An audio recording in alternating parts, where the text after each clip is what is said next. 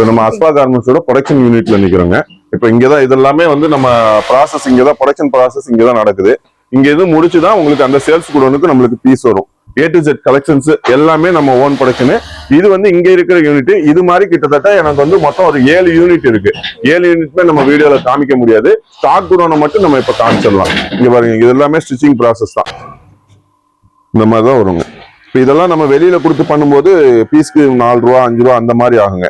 இப்போ இது வந்து நம்ம இங்க உள்ளே பண்றதுனால ஒரு 2 ரூபாயில ஒர்க் அவுட் முடிஞ்சிடும். பீஸ்க்கு பாத்தீங்கன்னா இந்த ஒரு வேலையில மட்டுமே 2 ரூபா நமக்கு மிச்சமாகும். அதை நம்ம கஸ்டமருக்கு கம்மி பண்ணி நம்ம வந்து ஹோல்சேலா கொடுத்துட்டு இருக்கோம். ஒன்லி ஹோல்சேல் மட்டும்தான், ரீட்டைலுக்காரும் போன் பண்ண வேணாம்.